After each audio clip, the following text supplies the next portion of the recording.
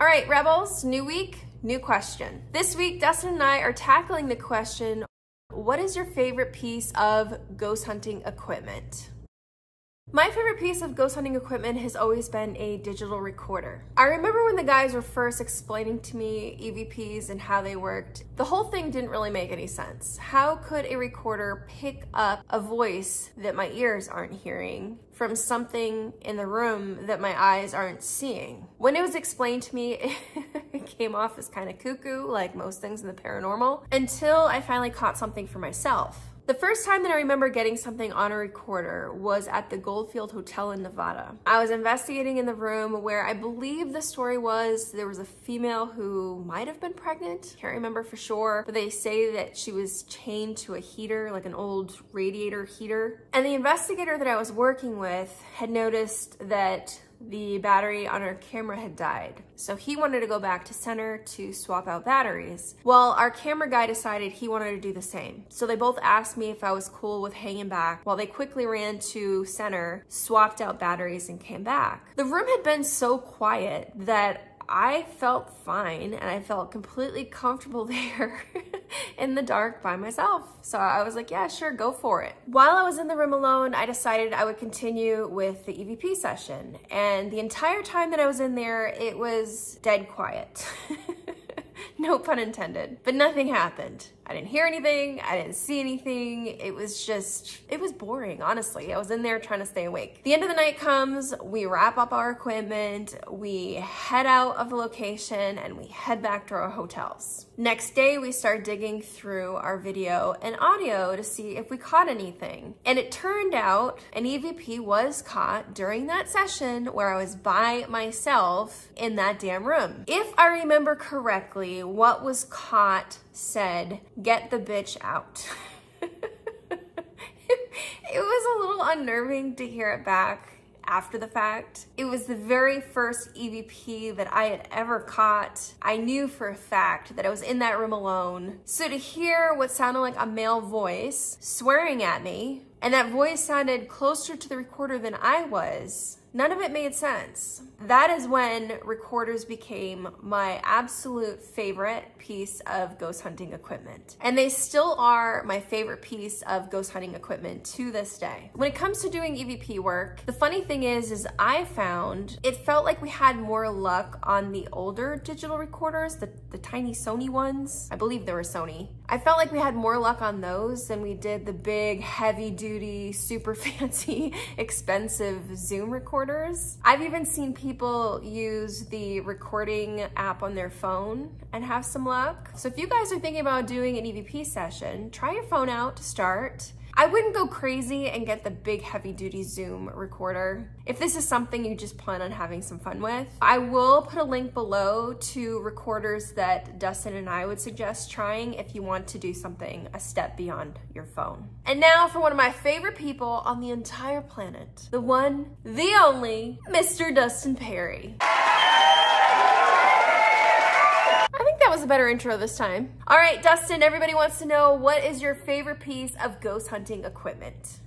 Yes, indeed, Kris. Thank you for the applause and everything. That was a wonderful intro. It was a wonderful intro. So thank you very much, television's Kris Williams. So when it comes to favorite piece of ghost hunting equipment, I will use the answer that I think so many of us do, and I think it's really the correct answer, in saying that we are the best piece of equipment when it comes to realizing what else is out there. Now, I will handle this with an appropriate actual piece of equipment answer as well, but this is as good as it gets, baby. We've got all the tools. You know, I've got these events I do called Spirit Quest, and they're done that way specifically because we are spirits going through a human experience. We're not from here, we don't stay here, but while we are here, we could probably do a hell of a lot better job of helping each other out through this life. But if we want to try to talk to the other side, well, we have spirit inside us. We want to talk to spirit that's just beyond us. Why the hell does a robot have to be involved in some type of blinking light, a recorder, or whatever it might be? I really feel like we've gotten away from the old traditions, the old spiritualist movement ways of communication, and even in the earlier days beyond that. And again, I'm a Christian. We don't all have to sing from the same hymnal. Believe as you want to believe. Just be a good person and lead a good, positive life. But in like the Old Testament, people are walking down the street, chatting with angels, hanging out with God. It's a whole different world, man. There's apparitions. There's a lot going on. We've got witches conjuring up things. It's nuts. And now we're like, can you light this up? Can you light this up? Like, what the hell happened, man? So here's what I think happened. We've lost our way because we've become distracted. The world is noisy. Our lives are super busy. And we've kind of lost our spirituality, whatever that may be for you. It doesn't even have to mean specifically religion. We've lost taking care of our spiritual selves. So part of my Spirit Quest events, cheap plug,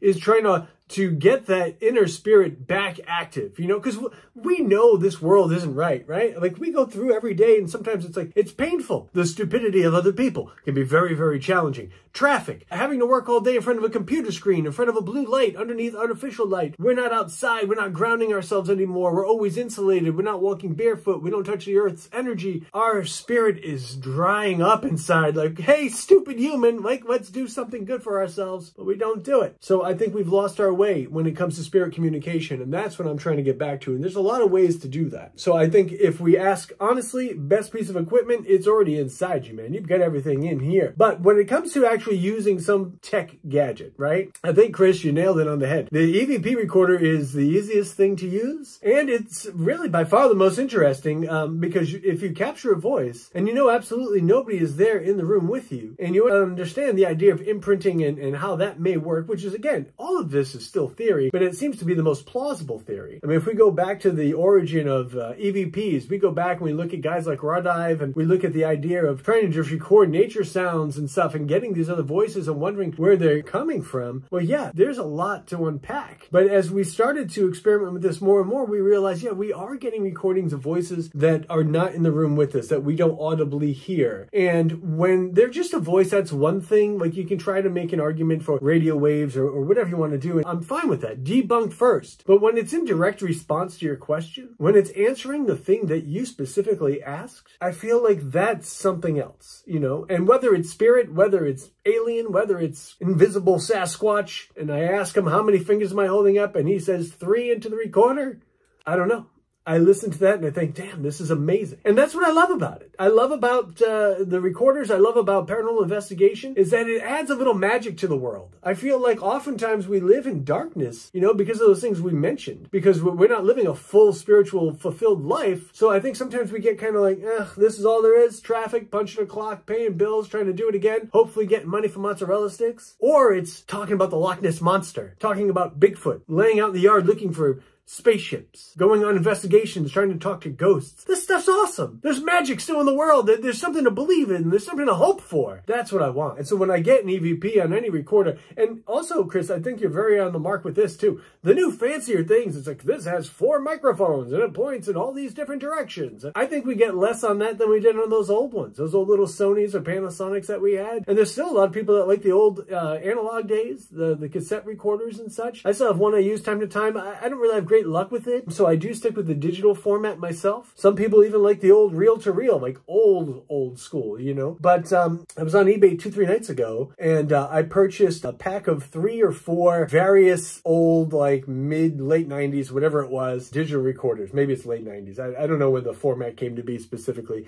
Brain doesn't record certain information, but I bought just a simple, like, throwaway 40 bucks, 4 recorders. Let's just see if any of them, you know, I get a little magic inside them still. And I think there's something to be said about the connection too. Chris, you've worked with me many years with ghost hunters, so you probably know this, but for those of you just watching at home, I like to use the same recorder for every investigation. All of our recorders are labeled and numbered and stuff for tracking purposes, for equipment packing and everything. So I think I would normally use recorder number 3. 3 is the magic number, but I'd want to use that same recorder every case, because I feel there is some type of hoodoo voodoo kinship that comes between you and the machine. There's a little bit of your energy that imprints upon it. And if you want to go ahead and believe in haunted objects and things like that, then you have to understand that we're talking about the same type of thing. We're putting energy onto some type of object. Now, again, this is another story for another time. I don't really believe in a lot of the haunted object stuff, but I do believe that we can use these things maybe as touch points, or like Harry Potter, like port keys and that kind of thing, you know. But I do believe there's a kinship or some type of familiarity that happens between the investigator and the equipment. So I like to try to use the same thing, the same number,